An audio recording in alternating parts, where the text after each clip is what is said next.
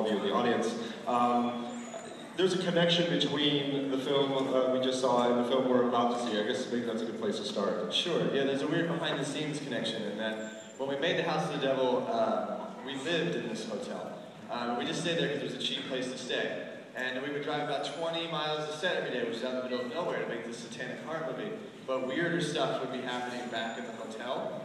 And the whole town's obsessed with it being haunted. The people who work there are very much like the characters. It's all like people in their 20s and they're pretty lazy.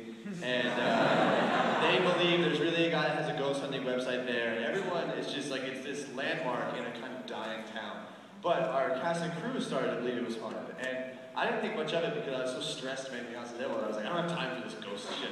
And about a year and a half later, I sat down to write a movie. And I wanted to do a ghost story. And I was like, well, we kind of lived one, so what if I wrote it about everything that happened during House of the Devil, and what if we went back to the real place, because I know it's there. And so I wrote it, and I thought, then I got freaked out because I wrote myself into a corner where if they said no, there's no movie anymore, because there was nowhere else to make it.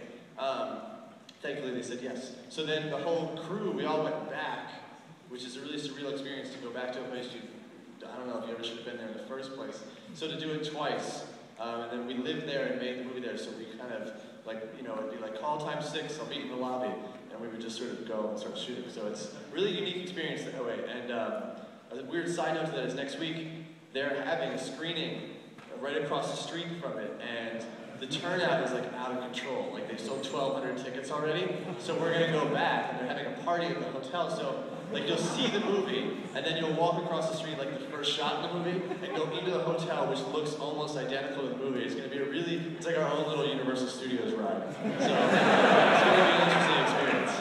You won't tell them how lazy they are when we do the screening there. Someone put this on the internet. Yeah. So in their calculation, they were like, they felt like more people would be turned on going to a hotel that is haunted than would say, well, you know, why not go somewhere else? Yeah, I hope, like, I mean, it's perhaps a bit much to expect, but I hope that they, get more business because of us. But I just think it's cool that if you're in the New England area, and if you saw this movie and liked it, you can, like, go into the movie. Because even though we changed a lot, you would never notice when we changed. And even down to if you go in there, the people that work there are wearing the same clothes, like they're wearing the same shirts. So I don't know of a movie where I know where you could drive by and say they shot that there, but where you could actually go and be in essentially the movie. That's to me. Yeah, people would come in because I had the uniform, the actual uniform of the hotel, and people would come in and ask me for a room and stuff. I'm just sitting there like waiting for a shot to be set up. It's the exact same uniform. So I wanted actually just to open it up to the audience at this point. So